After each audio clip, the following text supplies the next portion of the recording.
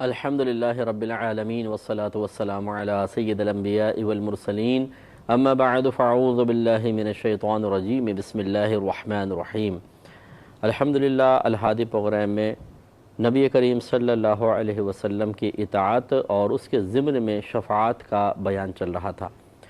یعنی اطاعت اعمال میں بھی ہوتی ہے اور اختیار عقائد میں بھی ہوتی ہے۔ یعنی نبی کریم صلی اللہ علیہ وسلم نے ہمیں جو اخروی باتیں بیان فرمائیں ان پہ اعتقاد رکھنا انتہائی ضروری ہے کہ اس کا اجمالی بیان قرآن میں اور تفصیل احادیث کریمہ میں ذکر کی گئی ہے۔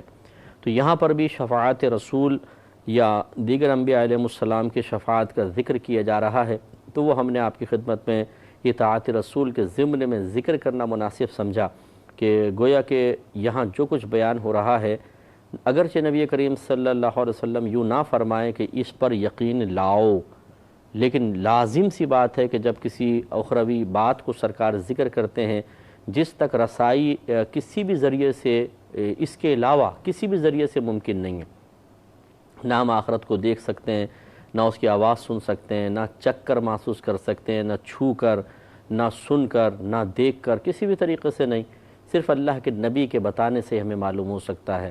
یوں ہی کوئی سائنسی ایجاد کبھی ایسی نہیں ہو سکتی جو اخروی مناظر کو ہمارے سامنے لا کر یقین فراہم کر دے۔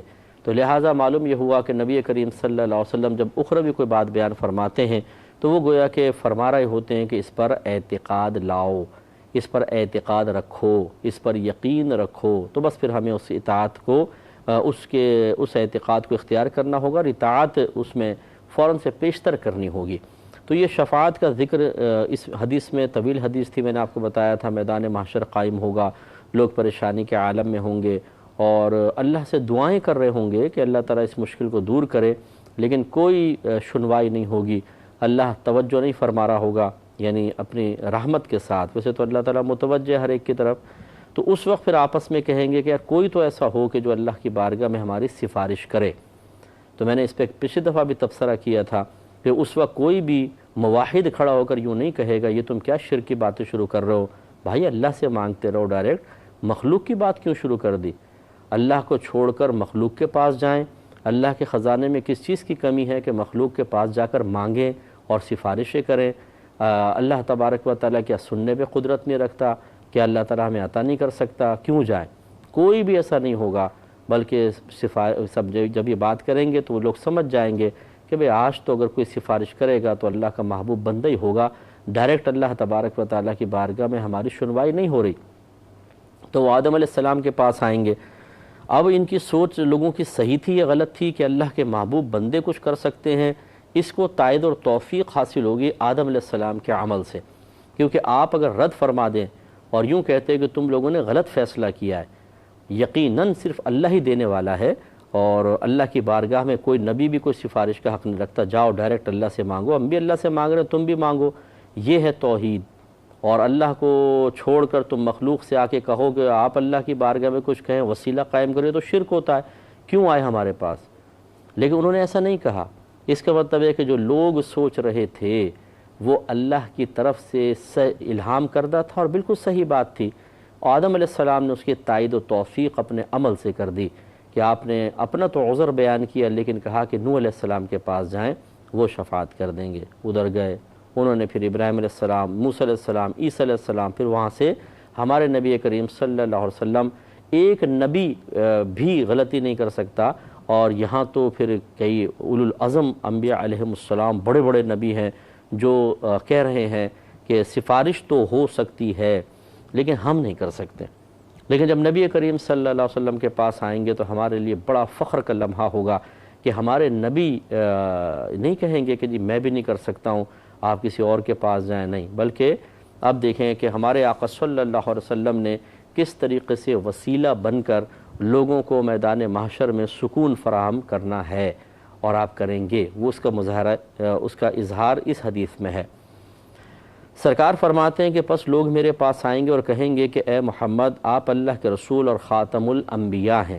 وہ کہیں گے کہ آپ اپنے رب سے ہماری سفارش فرما دیجئے، کیا آپ ہماری وہ تکلیف نہیں دیکھ رہے جس میں ہم گھرے ہوئے ہیں؟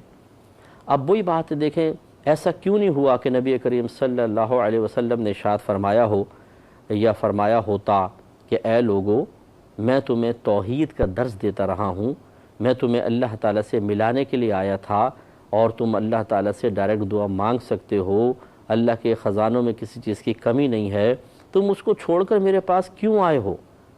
اللہ کو چھوڑ کر مخلوق کے پاس، جو اللہ دے سکتا ہے نہیں اللہ تعالیٰ جو دے سکتا ہے کیا مخلوق دے سکتی ہے؟ یا وہ کون سی چیز ہے جو اللہ نہیں دے سکتا کہ تم میرے پاس آ کے مانگ رہے ہو؟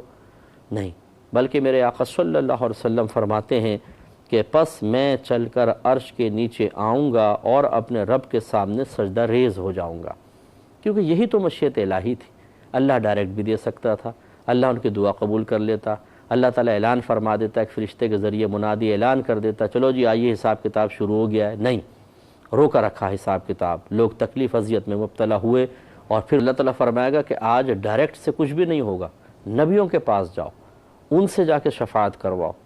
تو آپ دیکھیے اللہ تعالیٰ تو قادر تھا، اس کا مطلب ہے کہ اللہ تعالیٰ نے تو بھیجا ہے اپنے بندوں کی طرف، تو جو رب میدان محشر میں اپنے بندوں کو وسیلہ بنانے کے لیے الہام فرمائے گا، تو یہ تو پھر مشیت الہی کے عین مطابق ہوا، تو یہی مشیت پھر دنیا میں، اس مشیت کے مطابق دنیا میں کام کیوں نہ کیا جائے؟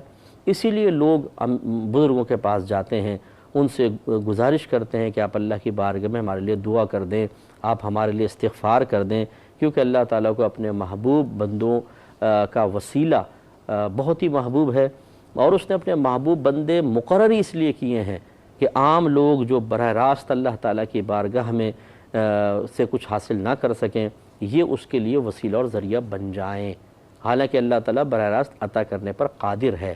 یہ کسی مسلمان کا عقیدہ نہیں ہے کہ اللہ تعالیٰ ڈائریکٹ کچھ بھی نہیں دے سکتا، وسیلہ قائم کرو گے تو ملے گا ورنہ نہیں، یہ بھی مبالغہ رہا، یہ غلط ہے۔ اللہ تعالیٰ بالکل قادر مطلق ہے، لیکن وہ اپنے محبوب بندوں کی وجاہت ظاہر کرنے کے لیے، لوگوں کا انہیں مرجع بنانے کے لیے، اور ان کی بزرگی ثابت فرمانے کے لیے، اس پہ دلائل قائم کرنے کے لیے اکثر اس کی عادت کریمہ ایسے جاری ہے کہ آپ مانگتے رہیں مانگتے رہیں مانگتے رہیں، کچھ نہیں دیتا۔ جب آپ کسی بزرگ کے پاس پہنچتے ہیں، اللہ کے بندے کے پاس پہنچتے ہیں، ان سے گزارش کرتے ہیں، وہ اللہ کی بارگاہ میں دعا کرتے ہیں، مسائل حل ہوتے چلے جاتے ہیں۔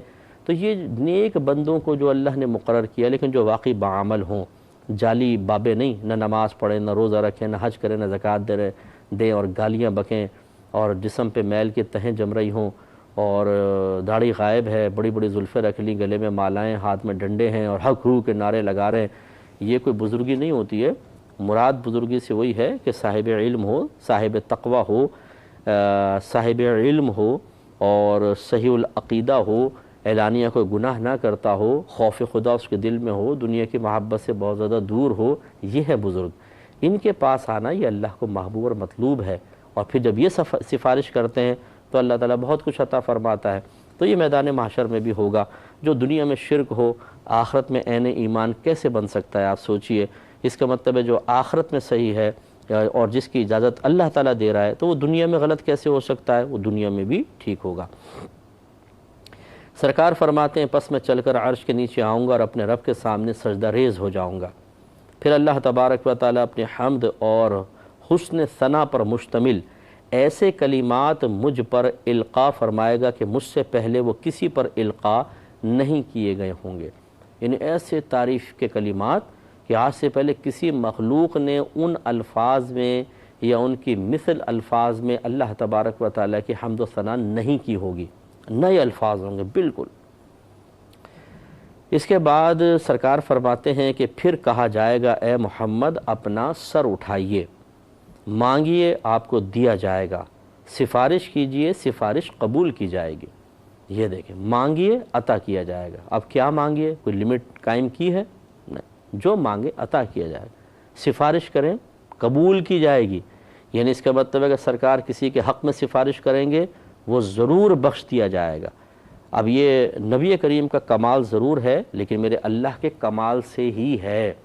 ہم اللہ کے کمال کے انکار نہیں کر رہے ہیں کہ معاذ اللہ نبی کریم کا کوئی مقام مرتبہ بڑھایا جا رہا ہو، اللہ سے آگے کیا جا رہا ہو، نہیں۔ ہمارے آقا صلی اللہ علیہ وسلم صرف اللہ کی عطا سے سفارش کریں گے، اور جو سوال کریں گے قبول کیا جائے گا، وہ اللہ کا کرم ہوگا۔ اللہ کا کمال ہوگا، لیکن اس کمال کو ماننا تو چاہیے نا۔ یعنی اللہ تعالیٰ کے کمال کو تسلیم اس انداز سے کرنا کہ نبی کریم کے کمال کا ضرور انکار لازم آئے، یہ کون سی بزرگی ہے بھائی؟ یہ کیا کسی صحابی نے ایسا کیا؟ کوئی قرآن میں ایسا کوئی موجود ہو، حدیث میں موجود ہو؟ یہ غلط روش ہے۔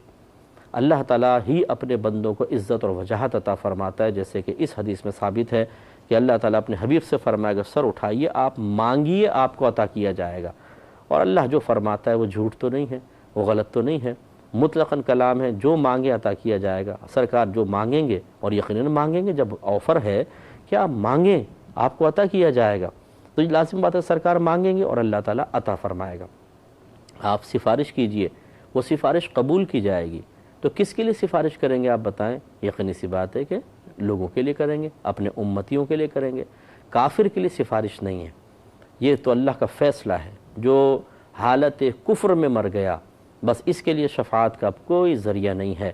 تمام کافر، مشرک، منافق اعتقادی جو سرکار کے جیسے دور میں تھے یا بعد میں بھی پیدا ہوتے رہے کہ دل سے نبی کریم کی نبوت کا انکار یا لوازمات نبوت کا انکار کرنے والے، یہ بھی منافق اعتقادی ہوتے ہیں۔ اسی طرح مرتدین کے ایمان لانے کے بعد دین سے پھر گئے، یہ سب کے سب تو ہمیشہ ہمیشہ جہنم میں رہیں گے۔ ان کے حق میں کوئی سفارش نہیں، سفارش ہوگی مسلمان کے حق میں۔ یہ ہو سکتا ہے کہ بہت ہی گناہ گار ہو، جیسے کسی نے پوچھا نبی کریم صلی اللہ علیہ وسلم سے کہ یا رسول اللہ صلی اللہ علیہ وسلم، آپ کی شفاعت میدان محشر میں کس کے لیے ہوگی؟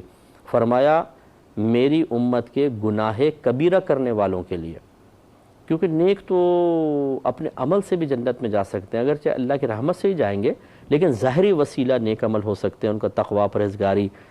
سرکار فرماتے ہیں جو میری امت میں گناہ کبیرہ کرنے والا ہوگا میں اس کی شفاعت کروں گا، اس کو زیادہ ضرورت ہوگی۔ اب کیا یہ اس شخص کے لیے بہتر ہوگا؟ میں آپ سے کویسچن کرتا ہوں کہ جب سرکار سفارش کرنے لگیں تو وہ منع کر دے کہ میری سفارش نہ کریں، میں تو ڈائریکٹ اپنے اللہ سے لوں گا، اللہ دے گا تو لوں گا ورنہ نہیں لوں گا۔ کیا یہ سمجھداری کی بات ہو سکتی ہے؟ لازم بات ہے کہ نہیں۔ تو اس لیے میدان محشر میں نبی کریم کی وجاہت کو آج تسلیم کریں، اپنا عقیدہ بنا کر رکھیں کہ میرے آقا صلی اللہ علیہ وسلم بہت زبردست سرداری اور بزرگی والے ہیں جو کسی کو اللہ نے عطا نہیں کی گئی۔ میدان محشر میں اللہ تعالیٰ قادر مطلق ہے، سب کچھ عطا فرمانے پر قادر ہے، لیکن وہ براہ راست اولاً نہیں دے گا، اپنے محبوبوں کی شان دکھانے کے لیے پوری مخلوق کو ان کے پاس آنے کے لیے کہے گا یا الہام فرمائے گا، آئیں گے اور پھر سرکار شفاعت کا دروازہ کھولیں گے تو حساب و کتاب چلتا چلا جائے گا۔ تو اللہ تعالیٰ فرمائے گا اے محمد اپنا سر اٹھائیے، مانگیے آپ کو دیا جائے گا، اور سفارش کیجئے آپ کی سفارش قبول کی جائے گی۔ تو مطلقاً کلام ہے، سل تعطا، آپ مانگیے آپ کو عطا کیا جائے گا۔ کیا مانگیے؟ کوئی قید نہیں ہے، اس کا مطلب ہے جو مانگے دیا جائے گا۔ سرکار فرماتے ہیں کہ پس میں اپنا سر سجدے سے اٹھاؤں گا اور عرض کروں گا اے میرے رب میری امت، اے میرے رب میری امت، یعنی اس کو بخش دے۔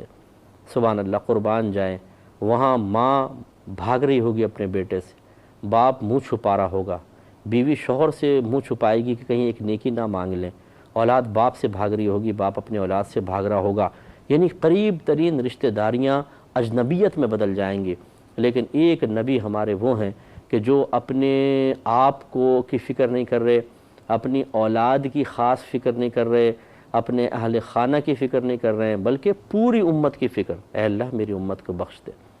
یہ کتنی بڑی بات ہے! اس کا مطلب ہے میرے آقا صلی اللہ علیہ وسلم اپنی امت سے بہت زیادہ پیار فرماتے ہیں، محبت فرماتے ہیں، اور جواب میں اس امت کا عالم کیا ہے کہ نبی تو میدان محشر میں اپنی ذات کو ایک لمحے کے لیے گویا کہ فراموش کر کے اپنی ذاتی مفادات کو پس پش ڈال کر امت کے لیے اللہ کی بارگاہ میں سب سے پہلے زبان اقدس کھولیں گے اور دست سوال دراز کریں گے۔ وہ اپنی امت کو یاد رکھیں، وہ اپنی امت کے لیے تڑپیں، وہ اپنی امت کے لیے فکر کریں، وہ اپنی امت کے لیے دل کو جلائیں۔ اور امت کا عالم یہ ہے کہ وہ نبی کے احکام کو سنیں تو ان کے منہ بن جاتے ہیں، ان کی موڈ خراب ہو جاتے ہیں، یہ اپنے کانوں میں انگلیاں ٹھونس لیتے ہیں، ان کو نفرت پیدا ہوتی ہے نبی کی بات سن کر، یہ نبی سے کے احکام سے ایسا بھاگتے ہیں جیسے وحشی جانور کی رسی کھول دے تو بھاگ کے جنگل کی طرف نکل جاتا ہے، اور لوگوں کے قریب بھی نہیں آتا، یعنی اتنی سرکار کے احکام سے نفرت ہے۔ اور یاد رکھیں کہ معاذ اللہ ثم معاذ اللہ کسی کے حکم کو ناپسند کرنا گویا کہ شخصیت کو ناپسند کرنا ہی ہوتا ہے، یہ اچھی طرح یاد رکھیں۔ اس لیے اگرچہ کوئی معاذ اللہ ایسا نہیں کہے گا کہ میں نبی کو ناپسند کرتا ہوں، لیکن میں آپ کو سمجھا رہا ہوں کہ اگر کوئی یہ کہے کہ جی فلاں نے یہ کہا یہ کام کر دو اور آپ کے میں نہیں کرتا ہوں، تو آپ نے حکم کی بے ادبی نہیں کی ہے، اس شخصیت کی بے ادبی کی ہے۔ اس لیے تھوڑا سا سوچنا چاہیے کہ اس نازک لمحے میں میرے آقا آپ کو مجھے نہیں بھول رہے۔ یہ تو یعنی دائمی طور پہ یاد رکھا سرکار نے، یہ تو ایک واقعے میں ذکر کر رہا ہوں، اور ہم ہر لمحہ اپنے نبی کو بھولے ہوئے ہیں۔ اس پر تھوڑی توجہ کرنے کی ضرورت ہے۔ اللہ تعالی ہم سب کو سمجھ عطا فرمائے، آمین۔ وآخر دعوانا ان الحمدللہ۔